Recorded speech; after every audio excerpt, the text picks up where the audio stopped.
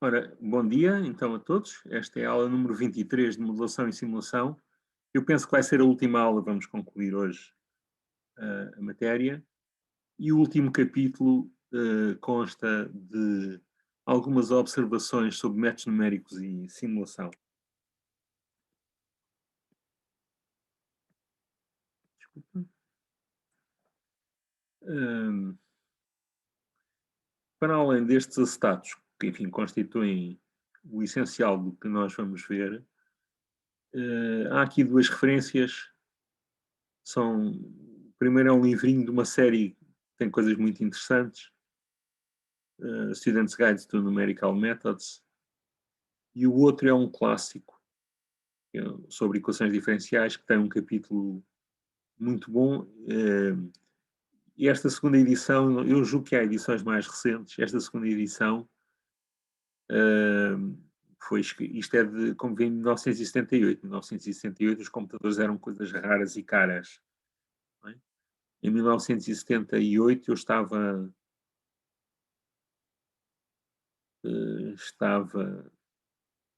na Faculdade de Ciências ainda, ao princípio, e lembro-me que tinha acesso a um computador que era assim um bocadinho à pirata, que era um terminal, parecia uma metralhadora.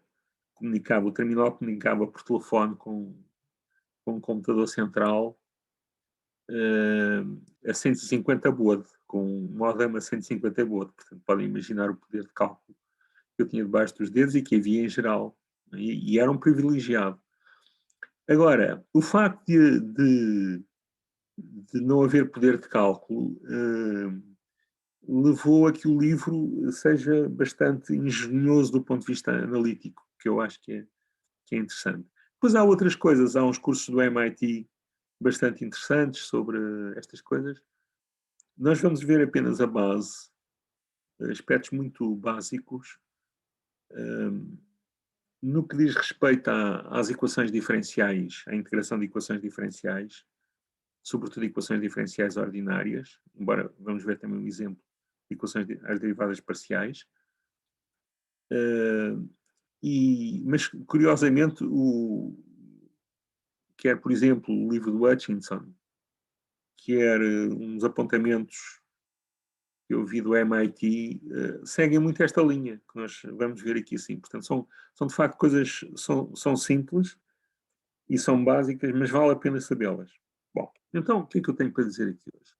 A primeira parte tem a ver com a integração numérica de equações diferenciais ordinárias. Portanto, eu tenho uma equação que é dx dt igual a f de x e t. Vamos pensar no caso escalar, embora várias coisas. O que eu vou dizer generaliza-se ao caso vetorial. Esta equação tem um interesse particular. Portanto, isto é um sistema de equações de primeira ordem. É um modelo de Estado, no fim de contas. E eu consigo fazer evoluir o Estado, e vimos isso já há bastantes aulas, foi logo no princípio do curso. Eu consigo fazer evoluir o Estado de acordo com este f. Portanto, este f é um vetor que para cada valor do Estado, e aqui em cada instante de tempo, me diz para onde é que eu vou, para onde é que a derivada, qual é o valor da derivada e, portanto, qual é a direção que o Estado se está a movimentar. E é por isso, por ter esta estrutura, que grande parte dos métodos se refere a ela. Quer dizer, quando nós temos outra, por exemplo, uma equação de diferenças de ordem segunda ordem ou terceira ordem, vamos reduzi-la a um sistema de equações diferenciais de primeira ordem. Desculpa, eu disse diferenças, mas diferenciais. Deve ser diferenciais. E é esta forma aqui. O método de Euler é o método mais básico de todos. Ele baseia-se numa aproximação da derivada. Portanto, a derivada é uma razão incremental, não é? Quer dizer, se eu chamar xk ao x num instante tk, portanto, eu posso ter uma grelha de tempos, T1, T2, TK, está aqui neste bonequinho, né? Tenho vários instantes de tempo, Estes instantes de tempo podem estar equiespaçados. Nós vamos considerar apenas o caso em que eles estão equiespaçados. Mas também podia considerar intervalos de tempo variáveis. Por exemplo, se eu tiver as equações do campo, daquele campo de coletores solares térmico, eu podia indexar estas amostras ao caudal. Quanto mais rápido o caudal, mais pequeno tem que ser o intervalo da amostragem, para nós podermos ver bem as coisas, integrar bem as equações. Aqui, nesta aula, vamos supor que a diferença entre dois instantes sucessivos em que eu faço os cálculos e sei uma estimativa do x é um intervalo constante a que eu vou chamar h. Bem? Vou chamar h. Vou usar esta notação. E, portanto, se eu estou no instante k, eu faço um incremento para tk mais 1 e vejo a diferença de incrementos entre o xk mais 1 e o xk, este risco vertical, a dividir pelo incremento na horizontal, né? E isto dá-me uma aproximação, o quociente destes dois riscos a vermelho dá-me uma aproximação da derivada, que é o que está aqui, xk mais 1 menos xk a dividir por h. E, portanto, se eu substituir esta aproximação da derivada na equação diferencial, eu vou ter o que está aqui em baixo, portanto, com x de k mais 1 menos x de k a dividir por h, é aproximadamente igual, para efeitos de aproximação vamos tomar igual, df de x e t. E agora eu posso fazer várias escolhas sobre o instante, neste intervalo entre tk e tk mais 1, ou até entre tk menos 1 e tk mais 1, há métodos que consideram valores antes, e depois falaremos um bocadinho sobre isso. Eu posso escolher vários instantes em cálculo do campo de vetores. Bem? No caso do método Euler mais básico, há várias versões do método Euler mais básico, eu vou escolher o x igual a xk e o t igual a tk. E, portanto, vou ficar com x de k mais 1 igual a x de k mais f de xk t k vezes o h, não é? Aquele h que estava ali embaixo. Qual é a vantagem disto? A vantagem disto é que eu estou no instante tk, sei xk, que me veio de iterações anteriores, e agora estamos a pensar que estamos a integrar as equações, e calculo o próximo x de k mais 1. O próximo valor da função em x de k mais 1. Não é? Portanto, vou ficar com a minha solução aproximada por uma lista de números. x1, x2, x3, x0, x1, x2, x3, por aí fora. Não é? Portanto, eu iria começar com uma condição inicial, e iterar isto. Não é? Portanto, o que está aqui neste pseudocódigo, portanto, eu começo com uma condição inicial e vou calculando sucessivos valores de uma aproximação da solução da equação diferencial usando esta fórmula. É? E vou atualizando o tempo também. E o tempo é muito fácil de atualizar, e somando sucessivamente H. Este método, isto é um método explícito, quer dizer, eu, a partir da informação que tenho no instante K, eu vou calcular o estado ou a minha solução da equação em K mais 1 diretamente, não tenho que resolver equações. Então, é um método explícito. Este valor em K mais 1 vem fazendo uma conta direta do x de K. Calculo uma função do x de K e tenho o x de K mais 1. Ele é muito simples, por ser explícito. Vamos ver que ele tem problemas de precisão e de estabilidade. Ou seja, eu vou ter que considerar valores do H que são pequenos, porque senão, por um lado, eu começo a desviar muito a solução verdadeira. Não se esqueçam que isto que está aqui não é a solução da equação diferencial, é uma aproximação. Eu, em rigor, até devia ter posto aqui assim algo para o distinguir. Portanto, este x não é o x que é a solução exata da equação. Tem um problema de erro e esse erro pode divergir, quer dizer, quando o tempo passa, o erro pode tender para o infinito. Estamos a ver, a falar da estabilidade da solução, da aproximação. Então, vamos primeiro pensar um pouco na precisão. Portanto, temos a nossa equação, vamos supor que ela é escalar, não é? E eu vou expandir este f. Este f é um tal campo de vetores. Desculpem lá que isto aqui não deve ser f grande, deve ser um f pequeno, eu depois vou corrigir. E vamos supor que estamos no instante k. Portanto, eu tenho um tk e tenho um xk. E agora vou considerar tempos entre tk e tk mais 1. Portanto, tenho aqui sim um incremento de tempo a que eu chamo de ΔT e um incremento na solução a que eu chamo de ΔX, que é o x menos xk. Bem? Portanto, é como se eu estivesse a tomar uma condição inicial em tk xk, é? E via o que é que acontece ali assim à frente. Ora bem, esta função f, o campo de vetores, é uma função de t e de x. No entanto, o x é um x de t, portanto, eu posso considerar que o meu campo de vetores é uma função de t e calcular a derivada total do f em ordem a t.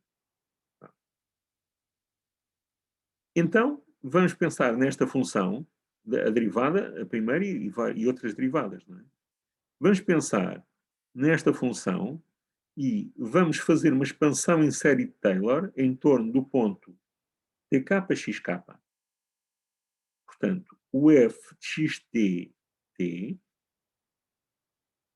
vamos pensar que este t está um bocadinho à frente do tk, vai ser o quê? Vai ser o ponto original de onde eu estou a partir, f de xk, tk, mais a primeira derivada vezes o incremento no tempo, mais a segunda derivada vezes o incremento do tempo ao quadrado sobre 2 fatorial, mais termos que são pelo menos de terceira ordem no incremento do tempo. E agora vamos trabalhar um bocadinho com isto. Eu vou integrar a minha equação dx dt igual a f de x entre tk e t. E, portanto, eu fico com o integral da derivada igual ao integral da função, que é o que está aqui neste sítio. Okay? Mas o integral da derivada vai-me dar a função x, a diferença do x nos limites do intervalo de integração. Portanto, eu vou ter xt menos xtk. E isto não é mais do que aquilo que eu estava a chamar o ΔX. Por outro lado, o integral do f, o integral do f, eu posso considerá-lo representado pela sua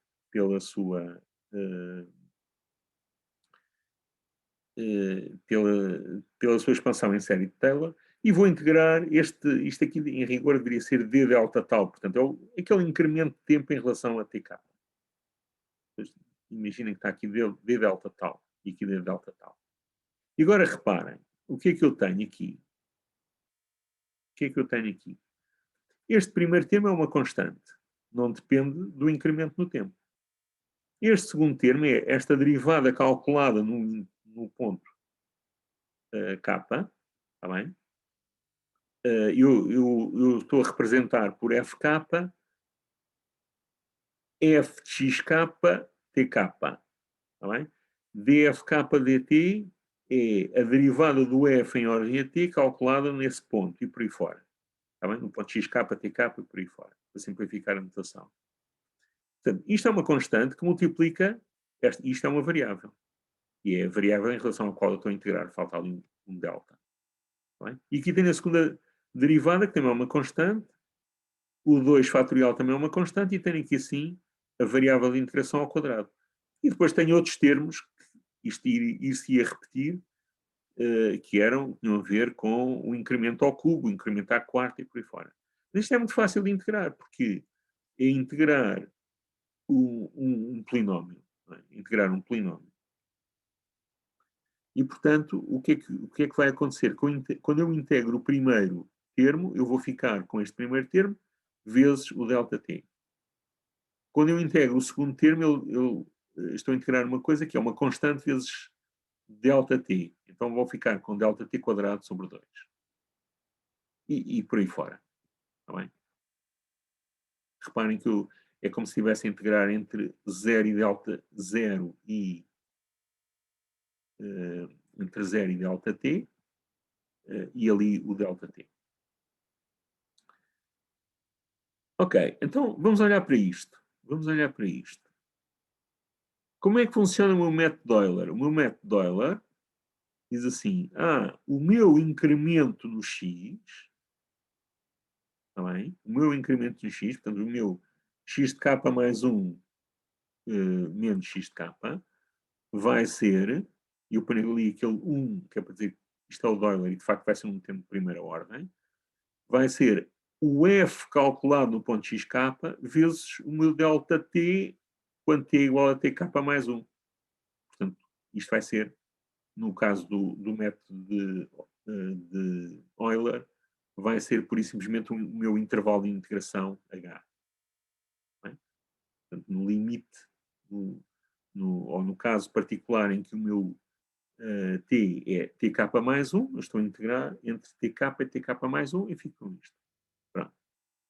E então, olhando aqui para esta expressão da segunda linha, com o que é que nós ficamos? Nós vamos ficar com esta diferença de incrementos, igual a esta expressão, que é um polinómio, começa na segunda ordem. No caso em que eu faço t igual a tk mais 1, o que é que me vai acontecer? Eu vou ter a variação do x menos a variação do x que o Euler prevê, não é? Aqui assim ficaria h, ia ser o quê? Ia ser algo que dependia do h quadrado, do h ao cubo, etc. Ou seja, eu consegui cancelar o termo de ordem 0 e o termo de ordem 1. Mas o meu erro, isto é o meu erro dado pelo método Euler, o meu erro vai conter termos de segunda ordem, terceira, etc. De segunda ordem e maior. Ou seja, o método Euler é um método de primeira ordem, porque eu só consegui cancelar os termos de primeira ordem. Tá bem? E, portanto, o método Euler, quando eu aumento a precisão reduzindo o passo, essa precisão reduz-se ou melhora de uma maneira que é proporcional ao passo de integração. Tá bem? O que é uma coisa má. Eu gostaria que ela, quando eu diminuísse o passo de integração, a precisão aumentasse muito mais do que linearmente. Esta análise também mostra uma coisa. Eu, se calhar, podia pensar em métodos em que usava uma expansão em série de Taylor e a minha variação do estado, que é dada no método Euler por e simplesmente a diferença entre o x de k mais 1 e o x de k, que é o f de k h, podia usar podia usar termos que viessem numa série de Taylor, de maneira a matar os termos quadrados ou os termos cúbicos, etc. Ficaria com um método muito mais complicado, mas muito mais preciso. Isso, de facto, é possível ver, não vamos por aí assim. Um dos reis dos métodos numéricos é o método Runge-Kutta. A derivação do método Runge-Kutta é muito complicada, mas, basicamente, o que é que ele faz? Ele usa um valor médio da derivada ao longo do intervalo de integração. Enquanto o método Euler usa a derivada no início, reparem, vamos andar um bocadinho para trás. Desculpa. Vou andar aqui um bocadinho para trás. O que é que o método Euler faz? Ele está no instante k e vai usar a derivada no instante k. Tá bem? O método Runge-Kutta vai considerar derivadas, vai estimar as derivadas no instante k, no intervalo entre k e k mais 1, e ele tem uma maneira de estimar várias derivadas neste intervalo, Eu agora posso fazer isso com várias estimativas, e tenho rungakutas de várias ordens, e obviamente eu vou ter umas expressões muito diferentes, mas melhor muita precisão. Portanto, em particular, as expressões estão aqui, são fáceis de encontrar em qualquer livro que trate do assunto, mas de qualquer maneira eu coloquei-as, espero não me ter enganado. Vi isto com cuidado, portanto, podem experimentá-las. Ok. Agora, isto, portanto, sobre qual é a conclusão que nós tiramos aqui? O método Euler é um método que converge muito lentamente com a diminuição do passo, porque converge linearmente com a diminuição do passo.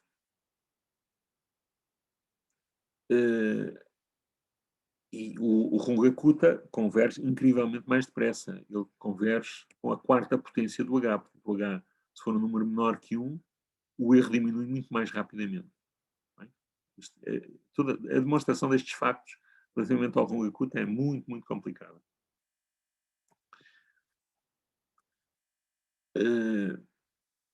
Agora, eu tenho outro aspecto. Portanto, falámos da precisão. Vamos falar sobre a estabilidade do método. Quer dizer, a capacidade do método de não explodir.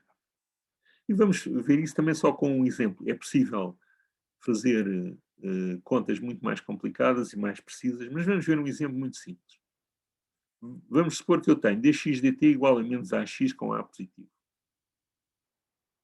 E a solução, e com uma certa condição inicial.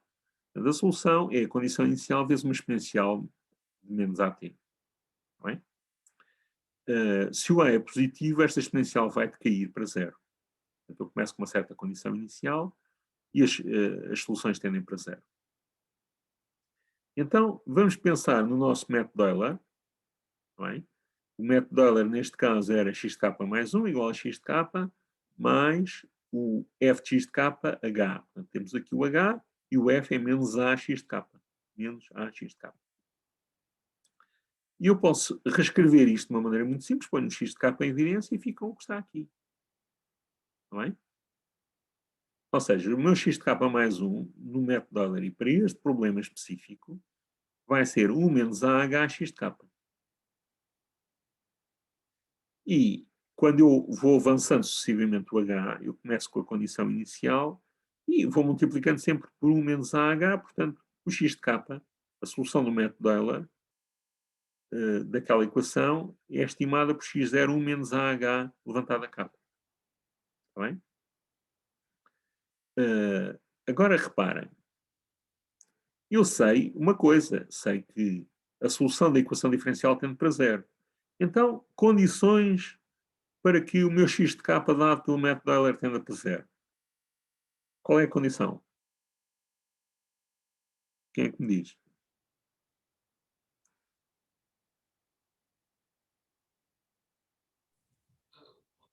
Dessa coisa ser menor ou igual, menor que 1.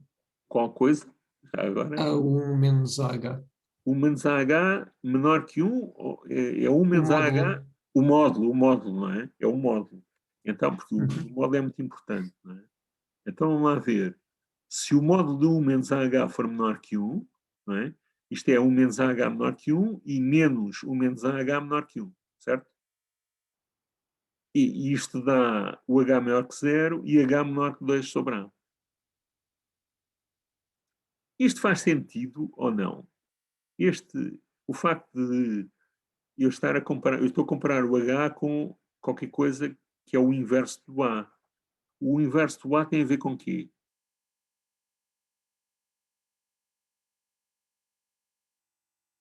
Na equação diferencial ao princípio, não é? Temos esta equação diferencial e o inverso do A é o quê? É uma coisa que conhecem. É o tempo de resposta, é o tempo da exponencial. Constante tempo. Chama-se a constante de tempo, não é? 1 sobre A é constante de tempo. Em particular, a gente até sabe que em 3 constantes de tempo, portanto, em 3 sobre A, isto está praticamente em zero. Está muito baixinho. E então, o que eu estou a dizer é que o meu H tem que ser inferior a 2 vezes a constante de tempo. Não é? Se o H for superior, isto dá disparate. Então, vamos fazer aqui umas simulações. Podem brincar com isto também. É muito fácil fazer um programa. Eu aqui considerei... isto aqui não são A's, são H's, peço desculpa. H1, H2 e H3. São 3 valores. O A é sempre o mesmo. Portanto, e o meu A aqui é 1. Está bem? O meu A é 1 e o meu H toma valores 0.5, 1.5 e 2.1. E agora vejam o que é que acontece. As bolinhas pretas são a solução exata da equação. Depois, quando eu tenho 0.5, são as cruzes vermelhas. Está bem? Tem algum erro. Se eu tiver um H de 1.5, são as cruzes azuis. São as cruzes azuis. Está bem? Começo por tenho muito mais erro, mas ainda pelo menos vai para 0. Agora, quando o A viola aquela condição, porque aquela condição é se o A for 2, então o H tem que ser inferior a... Desculpem, se o A for 1, o H tem que ser inferior a 2 vezes 1, 2, e eu aqui estou a escolher um H que é 2,1. E estão a ver que ele já não tende para 0, tende para infinito. Está bem? Portanto, o método pode ficar o que se chama instável.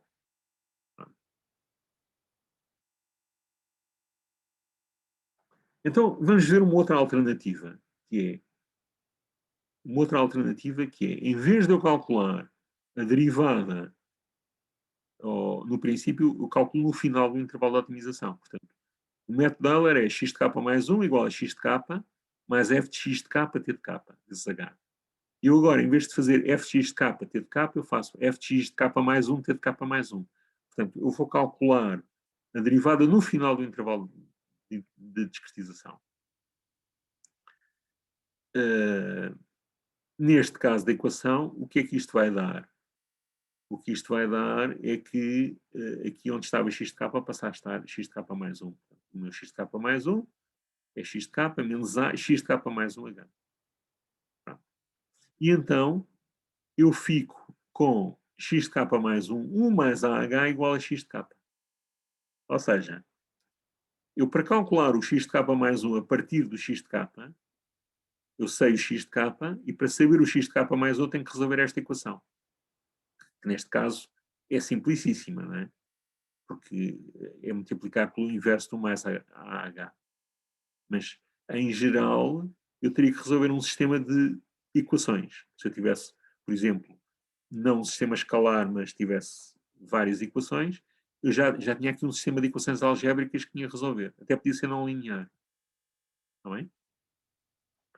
Bom, neste caso eu consigo resolver esta equação em ordem ao x de k mais 1. O x de k mais 1 é o inverso do mais AH. E, portanto, a minha estimativa vai ser, iterando-se, multiplicando sucessivamente por 1 sobre 1 mais AH, é a condição inicial 1 mais AH levantado a menos K. Que é 1 sobre 1 mais AH levantado a K. Está bem? Escrevi aqui ao lado. Bom. E agora reparem, o A, por hipótese, é positivo, o H também, nós não vamos considerar passos de integração negativos, portanto, 1 mais AH é um número maior que 1. Ou seja, qualquer que seja o H, mesmo que seja muito grande, eu vou ter aqui sim a potência de um número menor que 1. E portanto, o método fica sempre estável.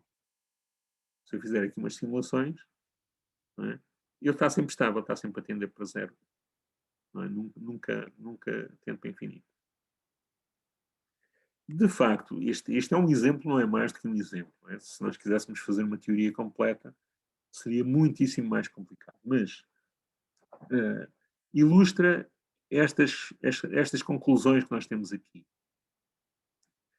Quando eu tenho os métodos explícitos, eu vou ter uma complexidade computacional reduzida, porque a partir da aproximação no instante k, eu calculo diretamente a aproximação no instante k mais 1.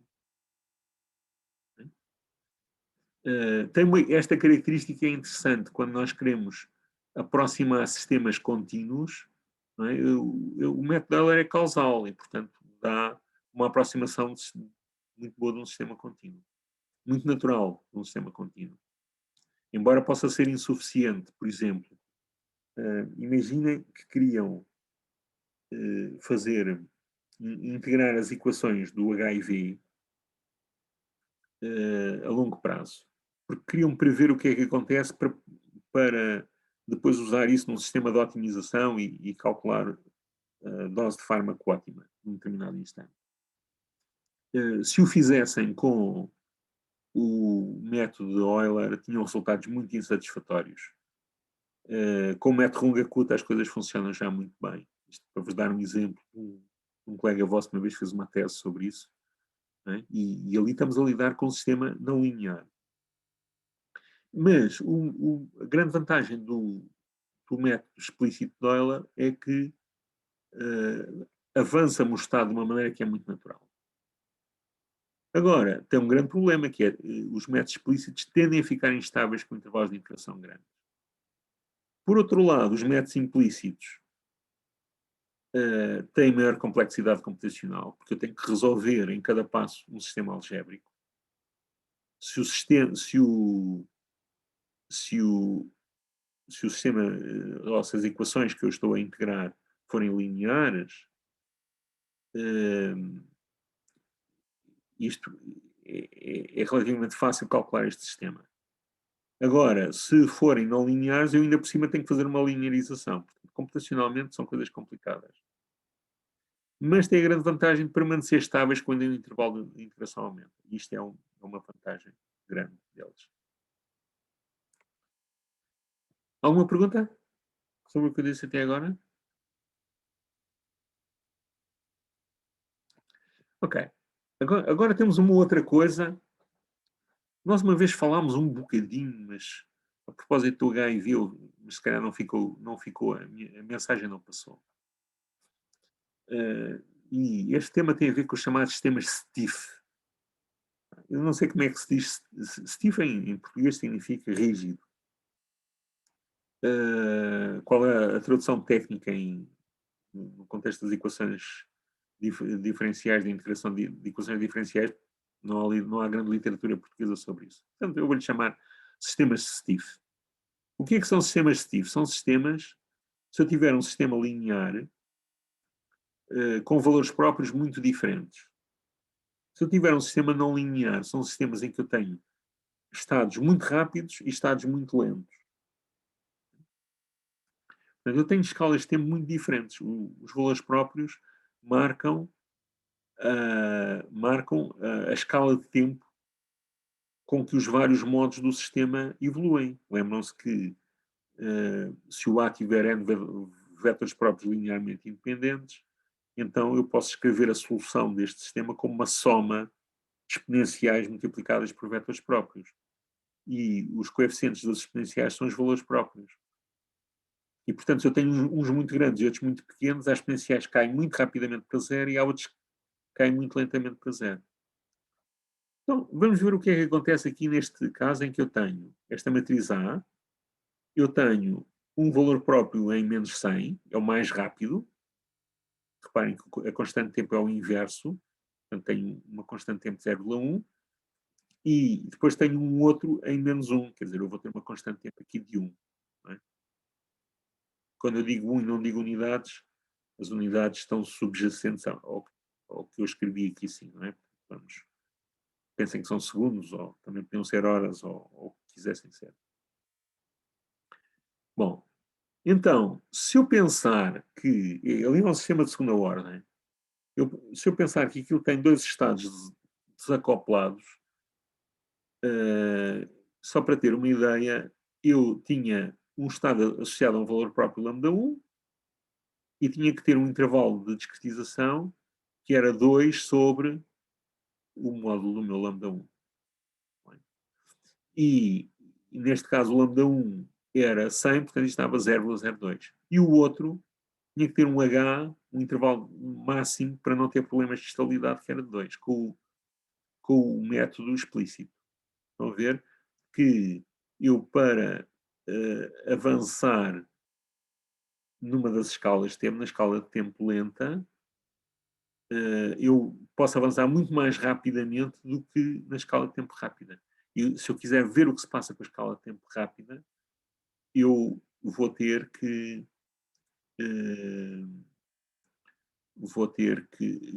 ter um intervalo de amostragem muito mais apertadinho. Vamos fazer aqui umas simulações, reparem. Aqui, um dos estados, o estado lento começa em 1, o estado rápido começa em 0. E vejam o que é que acontece. O estado rápido rapidamente vai para cima do estado lento e depois segue. Está bem? Isto é o que se chama uma camada limite. É o que, quando nós temos um copo com água e observamos assim, de lado, junto ao vidro, a água não é plana. Tem ali uma deformação. Parece que sobe um bocadinho. Não é?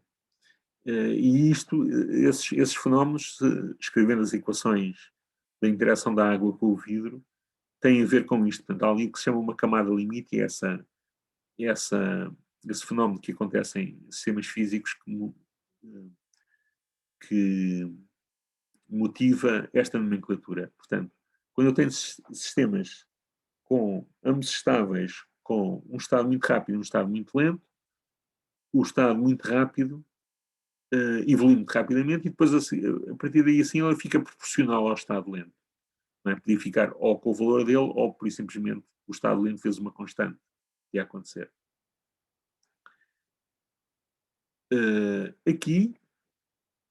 Aqui eu estou com, reparem, eu estou com um intervalo de amostragem que é era 0,02. Era 0,02. Portanto, era no limite das condições de estabilidade há bocado. É? O 0,02 era aqui o limite da estabilidade do estado lento. Do estado rápido, desculpa. Agora aqui, eu escolhi, o meu intervalo de amostragem é 2. É 2. Está bem? Portanto, eu estou a ter, reparem que aqui apanho menos pontos, não é? O meu estado rápido, eu só vou ver poucos pontos. O meu estado lento iria evoluir assim, não é? Mas isto ficou estável. Portanto, isto é com um método implícito. Portanto, os métodos implícitos conseguem tratar dos sistemas Steve, os métodos explícitos não conseguem, não fiz a simulação, mas se nós fôssemos fazer uma simulação com esta situação, o estado rápido ficaria instável e ia arrastar depois e interagir com o estado lento, e a estimativa do estado lento também ficava instável. Está bem? Portanto, uma vez mais, temos aqui uma vantagem dos métodos implícitos. Agora, em relação com um problema, que é um problema normalmente muito complicado, que é a existência de diferentes escalas de tempo. Portanto, o problema de integração de equações diferenciais é tanto mais difícil quanto maior for a diferença entre o estado mais rápido e o estado mais lento. A diferença de velocidades de variação. No caso linear, estamos a falar dos valores próprios da matriz A. No caso não linear, fazemos uma linearização e olhamos para os valores próprios dessa linearização em cada instante de cálculo. Uma vez mais, há muitos métodos, e se forem, por exemplo, ao Simulink, não é? Quando escolhem aquele menu que vos permite configurar a simulação, podem escolher vários métodos de integração, e há inclusivamente conselhos sobre o que é que se deve usar para o sistema Steve.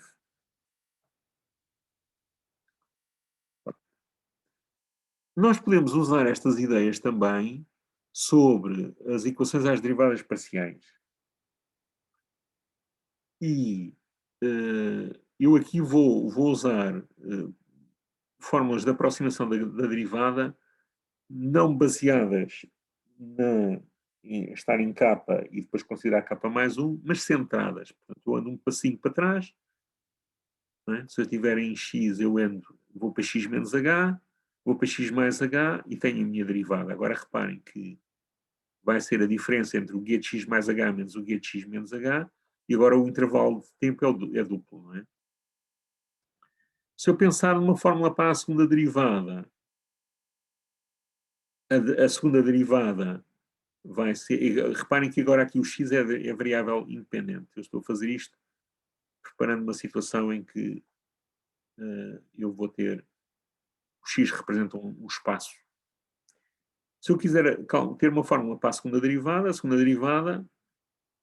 como diria o senhor de lá para Alice, é a primeira derivada da primeira derivada. Portanto, eu aplico 2 vezes esta fórmula.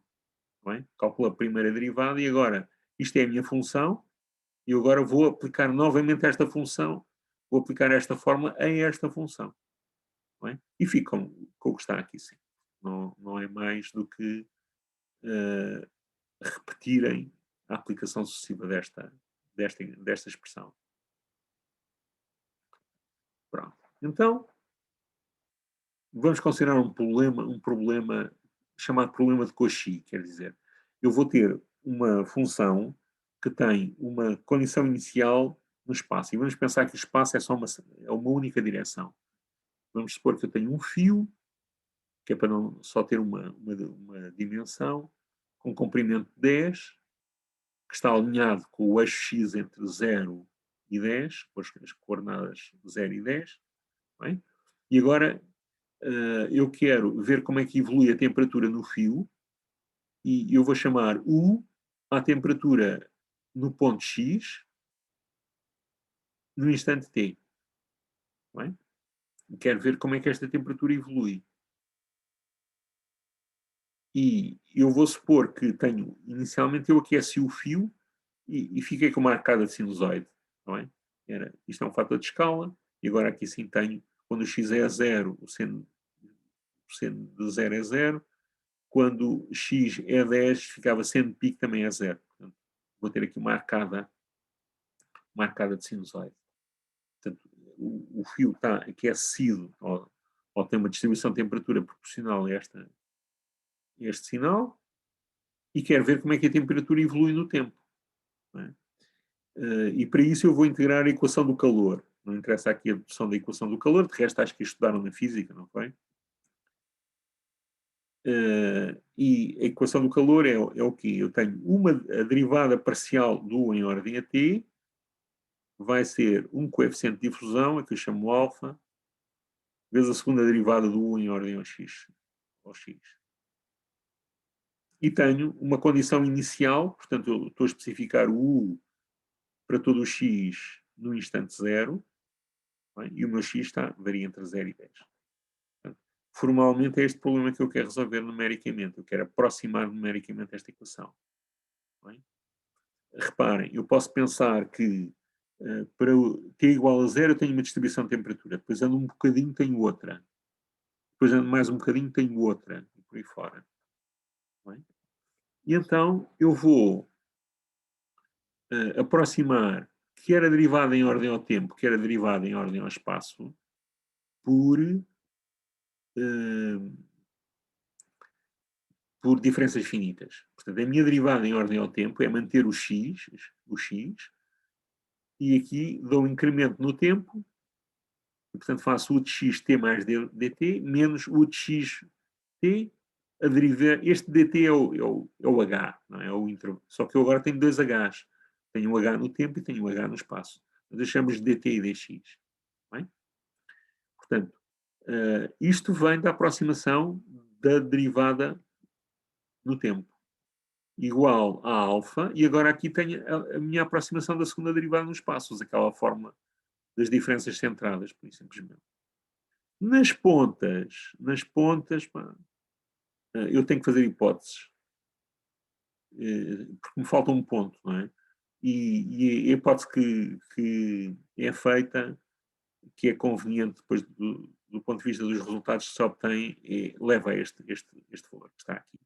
Portanto, há um ponto que fica fora da curva que eu preciso saber qual é, não é? Porque, reparem, em 0, quando o x é 0, o que é que me vai aparecer aqui assim? Ficava u dx, ok, este está dentro, não é? Mas depois aqui ficava u 0 menos dx, e este eu não o tenho. Está bem? E então eu vou aproximá-lo pelo u em x. Pelo u, desculpa, em x mais dx.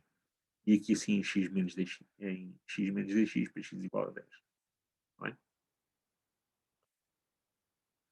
E pronto, se eu integrar, reparem, o que é que eu tenho que fazer? Eu tenho que ter uma grelha, tenho uma grelha de valores de x, e essa grelha são pontos de x separados por intervalos dx.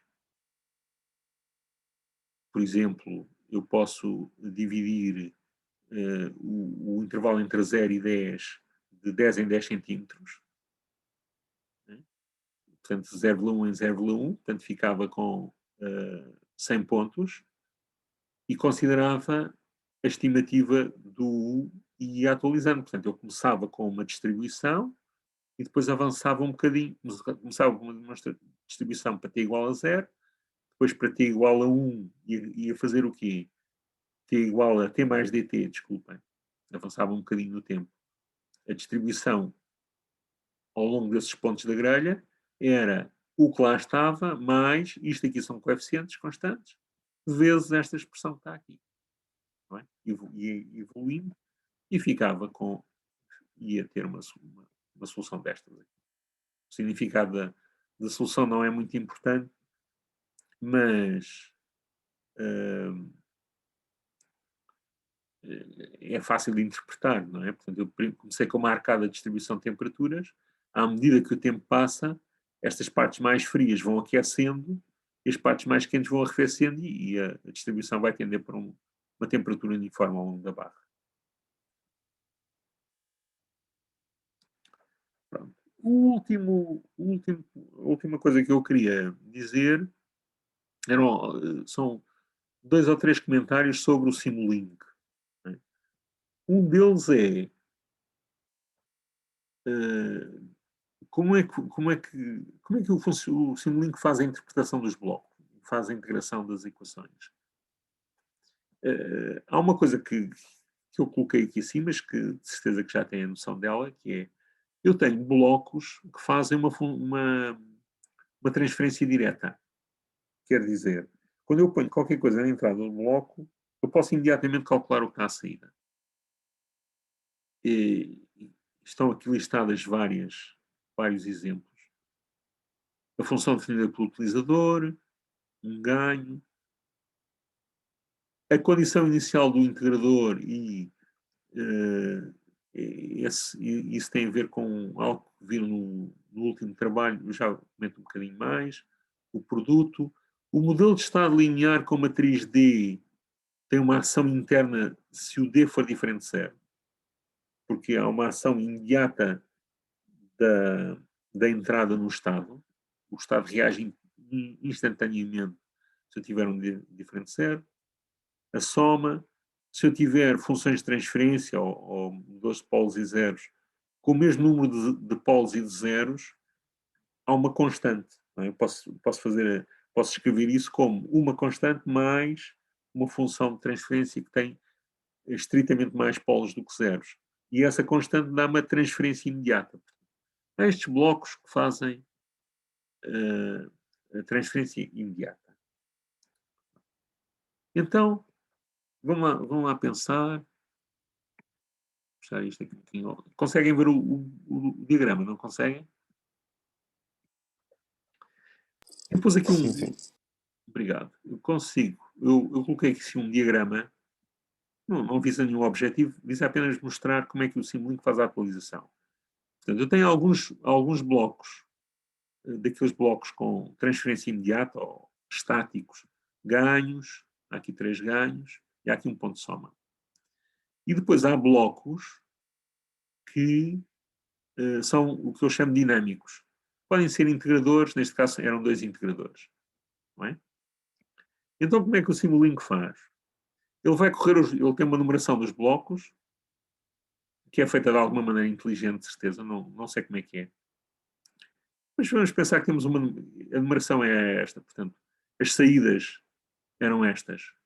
A saída 1, aqui da soma, 2 aqui deste ganho, 3 do integrador e por aí fora. Está bem? E eu vou fazer um algoritmo que é, eu vou correr os blocos todos, as saídas dos blocos todos, e atualizo aquelas que posso atualizar. E agora repito isto. Está bem? Quando eu tenho blocos dinâmicos, como integradores, eu tenho uma condição inicial e, portanto, eu imediatamente posso atualizar isso. Então vamos lá ver. Se eu começasse com o 1, quisesse aplicar este algoritmo, começava com o 1. Bom, o 1 era preciso que o 4 e o 6 estivessem atualizados e ainda não estão. Portanto, eu não consigo. Depois ia ver o 2. Bom, o 2 dependia do 1, mas o 1 não estava, também não consigo. Agora vou ver o 3. O 3 é a saída do integrador. O integrador eu tenho a minha condição inicial. Ok? Então consigo. Agora vamos ver o 4. O 4 eu já consegui atualizar o 3. Depois vamos ver o 5. O 5 também consigo atualizar porque já sei o 3. Agora o 6 eu consigo atualizar porque é um integrador. Não é? Portanto, tem a condição inicial. E agora eu já tenho, na segunda iteração, quando eu repetisse isto, eu já tinha o 4 e o 6, já conseguia atualizar o 1. Tendo atualizado o 1, conseguia atualizar o 2. Vamos ver como é que isto vai funcionando. Portanto, ele atualiza, nós de certeza que conseguimos atualizar primeiro os blocos que são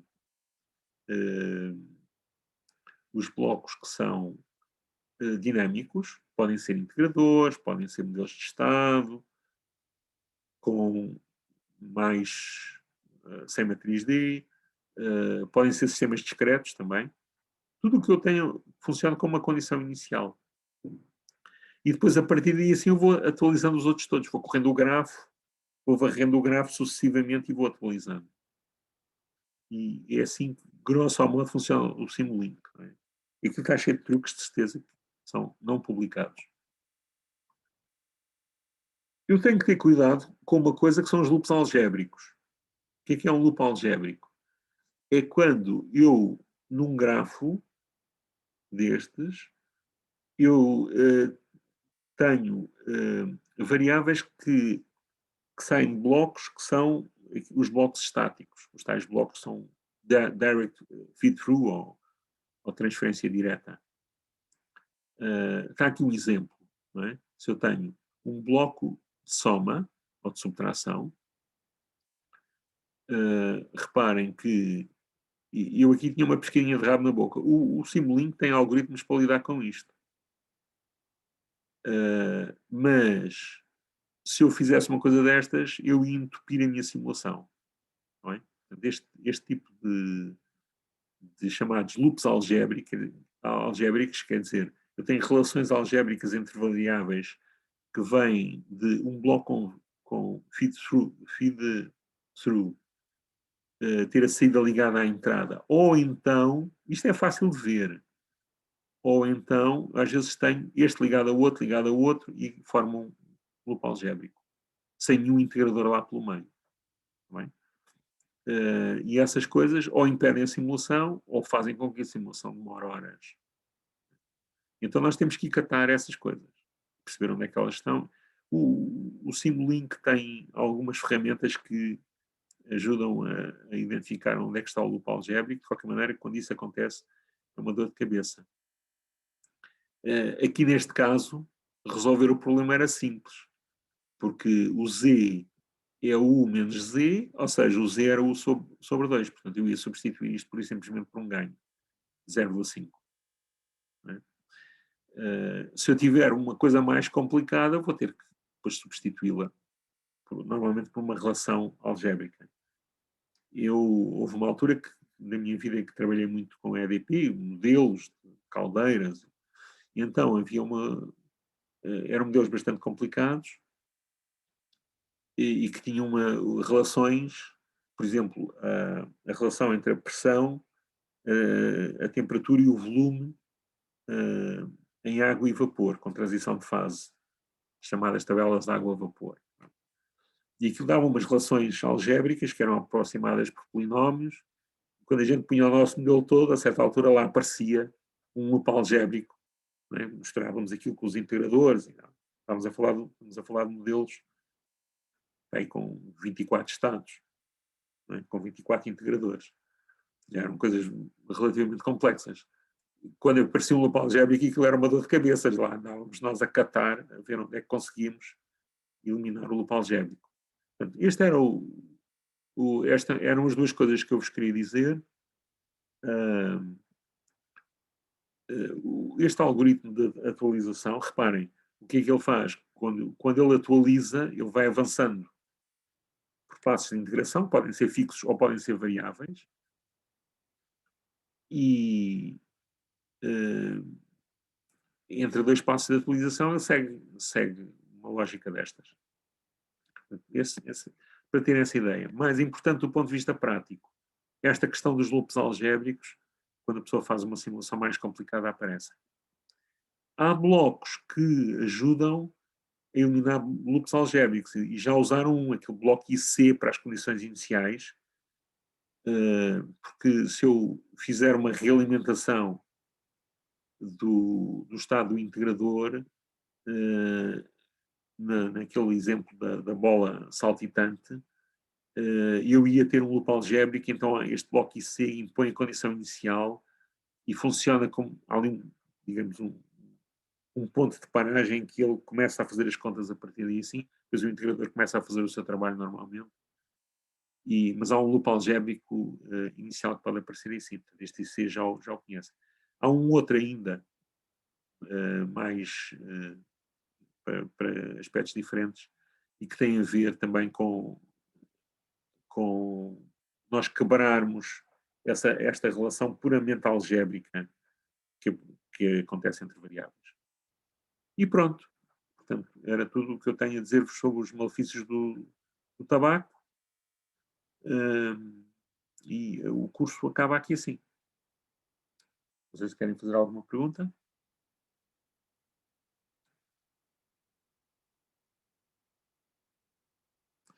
Pronto, então, não havendo perguntas, eu atrasei-me um bocadinho a gravar as